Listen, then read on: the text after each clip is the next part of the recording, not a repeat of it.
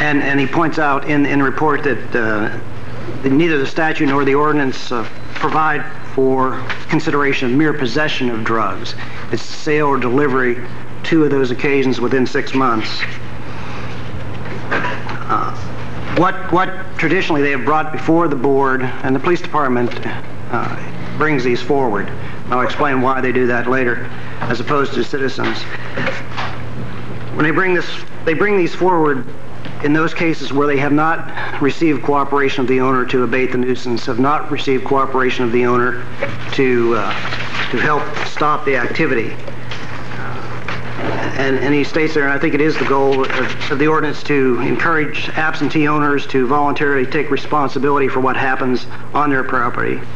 And it's felt that if they would bring the technical violations to the board, even after they have been cleared up and the owner has been working with the police, that kind of cooperation would cease, and overall you would not get the desired effect that you're seeking to achieve with the board. You're getting, through cooperation, you're getting much more effective results than you could achieve just running every case directly to the board immediately.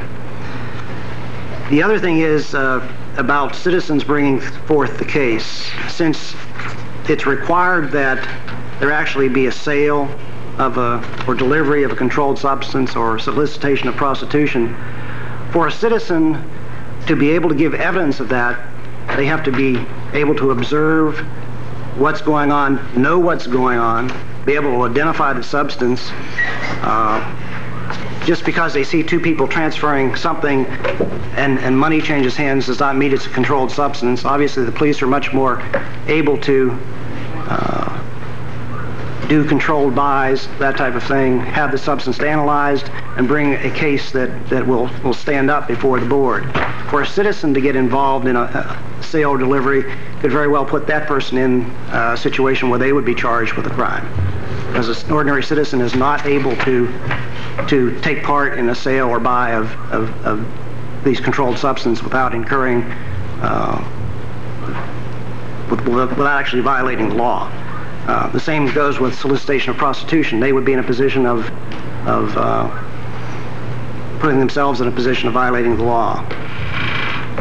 So what normally happens is if a citizen has a complaint, it's turned over to the police department, and they then investigate it, build the case so that it is a solid case, and bring it before the board. I believe there has been only 2 meetings where no cases have been brought before the board, but it has been an effective tool. It has been used. It is continuing to be used, but the police department feels that it's being used in the most effective manner now. Simply because they may not bring a case before a board on any particular meeting does not mean that it's still not an effective tool. It's also out there to assist the police department in getting owners of premises to cooperate with them, and they have been successful in doing that. I said Chief Upman is here from the police department to answer any questions. Suzanne Ennis, who sits in from our office on those board meetings, is also here to answer any questions. But that's basically the report. How often does the board meet? Is it a monthly basis? They meet every 2 months. They would meet more often if there were more cases to be heard. They're willing to meet monthly. But currently they meet every 2 months. Councilmember Curran? Well, I asked that this be put on the agenda, and after I received a letter from Mr. Atherholt, who's here today from the Uptowns neighborhood. I don't understand. I think one of the main concerns that I've heard from people, especially in some certain areas, is they know there's a nuisance abatement board. They know that we already have tools in place before, in order for a place to get to the nuisance abatement board, it has to be pretty blatant and bad. The owner does not cooperate at all with the police. No, we are not looking for, we understand when there is a premises where maybe the landlord is in a position where they're trying, they work with the police, they can't get the nuisances out, this type of thing.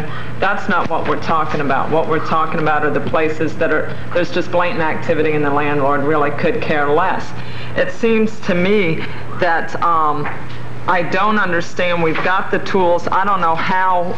Are we getting cooperation? I mean, it doesn't seem to me, there are some very obvious places out there without naming names that people come to me, I know, and I think Mr. Atherhold had the same concern, that why in the world isn't this place the perfect candidate for the nuisance abatement board? Isn't that what it's there for? And they are not coming up before the board. And you can probably just pull police records and see that they more than qualify. So what is holding them back? You know, you have, I can guarantee you that I can send a police officer out to a few of these places, and the owner is going to tell them flat out, we are trying everything we can to clean up this mess. And every single person in the surrounding neighborhood can tell you, he's lying to you. He's not doing anything. This man has no intention of cleaning up the property. So what do you do? It's obvious then, codes, police, nothing else is working. So I thought that's what the nuisance abatement board was for when nothing else worked, that you had that right to bring it before the board and have it closed down. And I just don't see it being used. As effectively as you like to see it used. Exactly. Right. You know, our number one priority, and I know it is quite frustrating to the citizens in the community, especially surrounding this nuisance establishment or residents, but we do try to work with the residents as much as we possibly can. And sometimes it's a call by the police officer or the Vice Narcotics Unit. Are they making a good faith attempt to work with us to try to get the situation cleared up? In the Round Lake area, Officer Jimmy Fuller is the community officer, and I think he's working quite closely with the neighborhood association there. In fact, I think he goes on walks throughout the neighborhood, and they point out houses to him that are our problem. I can tell you that some of these houses are being worked on at this time. We don't want to go with real technical. We want a blatant violation. When we take in front of the nuisance abatement board, there should be no doubt in anybody's mind what has happened here and what's going on at the house, not the real technical violations. Okay, let me ask you just for a minute on that point. Say you have a motel. It takes 2 violations in a 6-month period. Drug, not possession, but drug sales, prostitution, and gang-related activities. Say you have a motel that in the past 6 months has had 5 prostitution arrests. Obviously, those are going to be in the rooms too, so there's no question that it's not on the property, which I know you even get into that issue of sidewalks being city property and that type thing. You've got 5 arrests, it's on the police record. What happens? We don't do anything? Well, again, you know, because the owner is not there on a 24-hour day basis, and you know, he said, well, I fired the night manager. He let them in. I didn't have any idea. I fired him, and in fact, the guy is not there anymore. You did fire him, and then we start this process again. Well, if we can, you know, when the owner isn't there, it's the same as an absentee owner that's up north. We still have that continuing problem of wanting to work with them as much as we can. We just reissued a legal bulletin to all the community officers and zone officers several weeks ago. Wayne Smith, our legal advisor, issued that to heighten their awareness again of repeat violations, or if they feel that a owner is not giving us a good faith effort to try to take care of the problem, that we need to know that. Wayne Smith needs to know that so he can start the proceedings on it. Okay, but when you do that, do you not, neighbors in the area can come before the board and testify? Do you not use them in your determination of whether the owner is giving a good faith effort? What the police officer too is not there 24 hours. No. People that live right next door are. Yeah. And I can guarantee you're going to get a completely different answer from the people that live next door to the place than you are from the police officer who is told that, oh, I've heard the night manager's story, I don't know how many times. Oh, I yeah. fired him, he got a new one, and I'm trying, what do you want me to do? Put these people out in the streets? You know, my answer is yes, I don't care what you do with them really at this point, but I'd like to see you close down. Now you've got an issue of, do you ever get together with, meet with like the code enforcement, the police officers, the motel owners, the neighbors and everyone else involved to put this person on alert, or whatever you want to call it, to say, you know, this, to warn them, whatever, that you are going to be closed down? Yeah, I think we had a summer meeting with the motel owners along US 19, yourself, myself, right, and a few other people some months ago, concerning that same problem. And that was prior to really starting the community policing effort. Right. We were just in the infant stages at that point, and now we've formalized, and I think we're getting some movement that's taking care of some of the problems. All the problems have not been taken care of, no. I don't know on the boards, and that's a legal question, are the neighbors allowed to come to testify at the nuisance abatement hearings? Well, yes, on relevant facts. The good faith determination that we're talking about doesn't come before the board. That's really... Right, I understand that, because it would... If they have relevant information on criminal activity, and it has to be relevant information, it can't be... and it's very difficult to get relevant information. But relevant information, is that not a police printout that 5 times in 2 months there have been prostitution arrests or convictions or whatever on the property? No, is that not relevant? That's not really relevant as such. What is relevant is the facts surrounding each of those cases, and that's normally what you would bring to the board. Well, and actually, if I could clarify, by the time it gets to the board, they have 2 or 3 police officers who tell, we have made 3 buys here, 3 violations of sale and delivery. The board then has all the facts that they need to make their order. So that information... I mean, to bring it to the... Right. That information almost... Sherman Smith is a clearinghouse in the police department for determining which cases come before the board, and I think that information would be relevant to him. And I think that's probably the best place for it. I agree with that. Maybe we're agreeing with each other. A neighborhood has a problem. Say a problem motel. You can pull police records and find that there have been 5, 10 arrests, whatever the case may be. That neighborhood decides to call Sherm Smith and say, you know, check the records on this place. He checks the records on this place just by seeing the 5 or 10 arrests or violate. Would that not bring it to nuisance abatement? He factors in whether the owner is working with the police department. Okay, when he does that factoring in, does he not at that point get with the neighborhood? I mean, those are the people, there's a reason why the place is declared a nuisance. It's declared a nuisance because it's a nuisance to the neighborhood. Not a nuisance to anybody on the other side of town, but a nuisance right there to the neighborhood, affecting their quality of life. Well, if he doesn't do that, obviously we can make sure that he does, and he can do that through this community police officer, I'm sure. That there should be contact back and forth between the neighbors. I mean, I just hate to see it. Sort of even goes back to what Councilman Fuyu was talking about today with the alcohol sales and all that. Why do we have all these things? They sound great. Nuisance abatement board sounds real good, and it's there for a reason, and it's supposed to help clean up the city. But if we're not going to use it like it should be used, if we're not going to use the codes and everything else like they should be used and enforce, like the drinking within 500 feet, which has gotten to be a joke.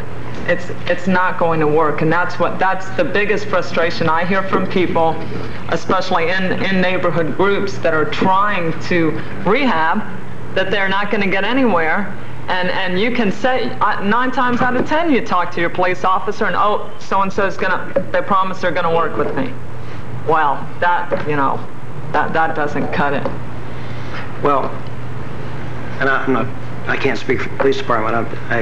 What the police department is trying to do is I'm sure is trying to get the best case going. Well, no, have the most effective methods for controlling or eliminating these situations that exist, and the mix they have right now is one they feel is the most effective. It can be looked at. I'm sure that the police department would be happy to look at how that's working, and obviously every technical violation could be brought before the boards. In the estimation of the police department, that is not the most effective Well, means. you know that's not what I'm saying. You know, I'm not talking about a place, and I'm not talking a place in a problem area There's where the person is working and it's still a problem. Right. I'm talking about the blatant owners. There's another reason it may not move quite as quickly as you would like it to. If there are a lot of complaints about a particular place and the police department, and they don't have the solid evidence yet, regardless of whether they have arrests or not, they may still be working to build a more solid case on that. I'm not talking about that either. Okay. And I'm not saying that it's not moving quick enough, because as soon as the neighbors know that it's being worked, which we hear all the time, they don't care if it takes 6 months or a year. That's not the problem. What I see as the problem is they are not addressing the ones that are being brought forward. By the neighbors. The police department is not addressing that. All right. Well, Or who do? Is there someone, if a president of a neighborhood group or something, you know, hears all this, realizes there's a problem, what do they do? well, I would hope that they would go to their community police officer, number one, or Sherman Smith directly. And Terry, maybe you can... Yeah, they're welcome to call me, and I can direct it from there. That is one of the operations that I have control of is the community officers. Now, Sherman Smith doesn't, where he works directly for the chief of police.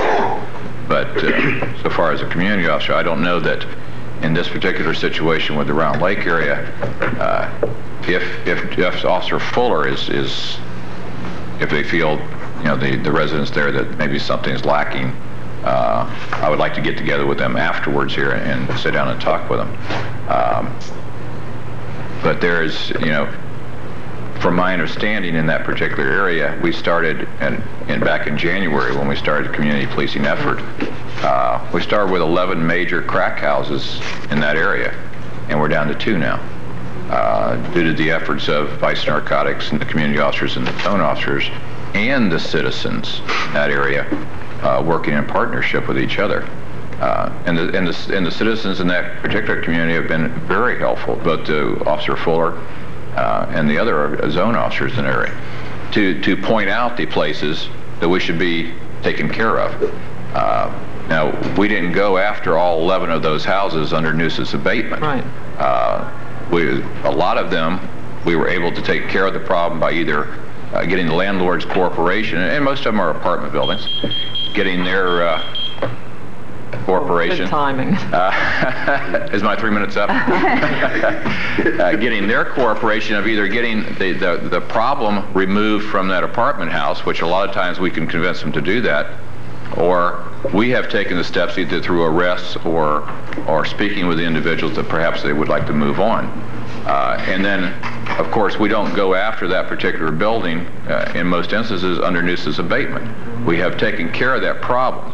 Now, that's not to say that some new people won't move in, but we've gotten a lot of cooperation from the landlords of some of these apartment buildings, the rather large apartment buildings. The ones that we have taken in front of nuisance abatement have come from the Round Lake area, for the most part, that have come to the Nuisance Abatement Board. So it's a continuing effort, but again, and I don't think that the council nor the community would like us just helter-skelter going in. And that's why we want to give the landlords as much leeway as we can to clean up their problem. And I know it's frustrating to the communities and the surrounding neighbors. But I think they have to look at their own situation too. If we were coming in and just, you know, slap them in front of nuisance abatement, I don't think they'd like that. Well, I don't want to do that. Nobody wants to do that. You know that's not my point. No. It's just that talk to the people that live near these places and include that in your determination of whether they're making a good faith effort to do anything.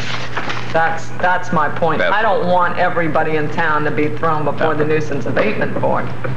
No, and we do get that cooperation, and maybe we would say, well, we should be taking them in front of the nuisance abatement, but we've gotten that cooperation, or we've taken care of that problem of that particular apartment building or resident. But I'd be more than happy to, you know, after this meeting, meet with the neighborhood association that's represented here this morning from Round Lake, to see where are we missing the boat here, and you know, and maybe it's a matter of better communication. That's it. Between the association, myself, the community officer, and the zone officers. I think you just hit the key point. Thank you. Okay. Councilmember Cohen? I'm going to reiterate all that has been said, but I too have heard from the Neighborhood Association, and I understand their frustration when these problems continue to exist. I also understand what you've gone through in terms of the rules of evidence and the difficulty in bringing these cases forward. I guess my question is, when you have talked with a property owner and they have said, yes, Chief Upman, I'm going to improve the situation and I'm going to take this action and that action, is there a time delineated for them to do so, and do they understand that if this problem reoccurs, that they will in fact be brought before the Nuisance Abatement Board? Are they aware of that? I guess I'm looking for a way to put a little more teeth into this to give them some incentive for actually concluding the improvements in an expeditious manner. Usually it's a situation of we have any more buys out of this, or you don't rid yourself of these particular tenants, and we'll name the tenants to them and say, these people are, we bought drugs, or we feel that there are drug dealers, that you need to rid yourself of these people. If we have a drug violation here that we're buying, then we're going to start proceeding. So it's not a matter of time particularly, although we have to stay within the 6 months. We have to have the 2 occurrences in there. We don't really say, you have 1 week to take care of this problem, because we can't make them really a victim per se. We're trying to elicit their cooperation so that, because if they allow certain individuals to stay in their complex, the likelihood of them selling drugs to us again is very high. And that's what we stress to them. And if in fact that happens, then we're going to be coming back to take you in front of nuisance abatement. And usually we get fairly good cooperation from the tenants. There are some that we don't, and those are the ones that we have at this point brought up, and we have some to nuisance abatement, plus there's some other individuals that we're in the process of putting the case together to bring to nuisance abatement. Mm-hmm. Well, I know that the joint effort between the police officers and the neighbors and everyone involved that has worked on these have solved a good number of problems there. But I guess when you're experiencing the problem on a day-to-day basis and you see it ongoing, that's got to be very frustrating. I've been monitoring several developers in that area that had been rehabbing some property, and I heard from one of them just recently who brought it to my attention that they had purchased an apartment building that they were going to rehab, and it was burnt. It was a case of arson, and they hadn't gotten their insurance on it. They were trying to get it rehabbed, and so of course that set them back considerably. So needless to say, that would dampen their willingness to go ahead and try to rehab other property. But I guess I'm just trying to think of some ways, and if you have any input to this, maybe you're meeting with the residents of this sort of thing, you could identify these avenues, but if there is anything that we can do to emphasize the point that they will be taken before the board if they don't comply with the guidelines. And one other question I had when I read this, it said that if there's another occurrence in a new case, if the nuisance reoccurs, a new case could be brought up. Why would it be a new case? Why can't it be cumulative and past offenses can't be considered? Look to legal over here. Well, they have to be within 6 months, I guess. I think that may be what that reference is to. That if you get beyond the 6 months, you can always start a new case. Then they don't allude to past performance at all? That can't be used? I'm not sure where that reference is. My understanding, it has to be 2 occurrences within 6 months. So if you have an occurrence and then it runs to 6 months, you're starting all over again. Oh, I see. Yeah, that's. No, I see. It's the 1 year. It's the note with respect to the 1 year that occurs. whatever remedy the board imposes is only good for 1 year. And what that note says is that if after that order expires, after the 1 year term, say we close the place down for a year and it reopens, an apartment house or anything else, and it reopens after that year, and the same type of activity starts again, then a new case would have to be brought. But I guess my question is, if this new case is brought, could that board look at them and say, hey, you were in here last year, weren't you? And could that be used as part of the criteria for a decision? For fashioning the remedy, perhaps, but not for the Yes, it would. not for finding the violation. The board can close the house down for a year, so it would definitely come in their determination to decide if they should do it for an entire year or 6 months.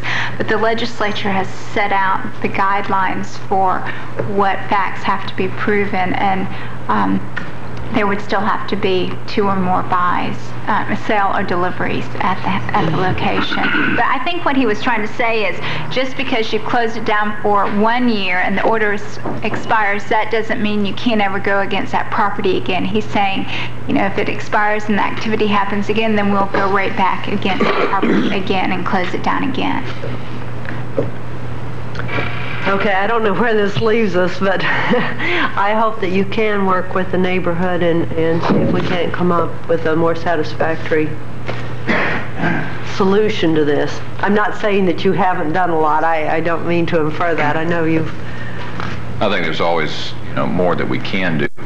I think one of the keys, or the key really, is that communication between the neighborhood association and in particular their community officer, whoever that community officer is, because he is the one to make this train move. He's there 40 hours a week. I mean, we're not moving him all over like we did the zone officers. He's there. He's going to be most aware of the businesses and that are going on in there. And he's going to be on pushing it to Sherm Smith. He's going to be coordinating with Vice Narcotics zone officers. He's our key in that puzzle with the neighborhood association. Well, I think the way in which the community has risen to the support of their community officers tells us something about their performance. So I think the neighborhoods feel very strongly about the cooperative effort and what has been accomplished. And I guess it's just the problem that we're discussing is really as to how it relates to this board and how we go about making this particular process more efficient. And I'm hoping that you can work with them, and if you can come up with any suggestions, anything that we can do to facilitate that process or to help you in pursuing these matters, then I think that we would be receptive to hearing what those avenues might be. Councilmember Field. I said I want to know the word scenario on making a good faith effort. I know I had a crack house over by St. Jude. People wanted to close down immediately. We had to go through the eviction stage, which that's so many days before. But then one of the key things that the absentee landlord most of the time is a lawyer. And if you don't go through proper procedure, you got yourself in trouble. So this is the problem I've been having with working, with the landlord and with the neighborhood. Some of them don't have neighborhood associations. So in closing that down and working with it, we found out that I know that when I was a probation officer, 2 guys could be together smoking marijuana. One of them drop it. You didn't catch him and hold it within the hands, and one of those guys don't tell on the other one. You couldn't convict either one of them. So you had to play the good man, good counselor, bad counselor, scare the other guy into informing on the other guy too. So proving sales and dealing, you got to, in other words, you got to, what they call entrapment, you got to go up and sell it to them, get it and test it, and make a case. I've been involved in that as a probation officer and working with that. That's my minor. And I know proving possession is one of the hardest things. You 2 guys can be in a cell with it. If you don't break in that cell and grab that guy with it and he throw it under the counter, hold up his hand. You got the devil to prove it in court. Who is possession? Who brought this stuff inside the cell? And so I can go along with you in your defense on trying to close these down. These guys know the law better than we do. They know what they can be accused of, what we call the jailhouse lawyer. They've studied. They won't study before they get in jail, but they get in jail and they'll riot so they can get computers and law books and everything else to study the law. They got beepers. They got telephone contacts at pay phones, at certain calls, and it's a very hard thing to really do it. I know the neighbors are. I know Mr. Hesse gave me a hard way to go about it, but I went out with him, talked with him, and explained. Go through so many days, all of that. The guy was in jail, and we kept him in jail long enough to get him evicted. But it took a lot of work to do it. And if a landlord is trying to work with you on that in good faith, I got the same problem. Got 3 of them around my place. We're trying to get rid of them. I get an address, everything else like that, but they have to find calls and I know where they're hiding it in the cracks of the curb. I know where they're hanging it up in the tree. But he leaves it there, and if it's not in his possession at the time that they go in, it's just hard to prove in the court of law. They hire some of the best lawyers and everything they can to do this. I just sympathize with the neighborhoods about it, but I'm living in that neighborhood, and I know it's a hard job of proving. Sometimes you have to stay on surveillance for as long as a year. Get them in position or get them to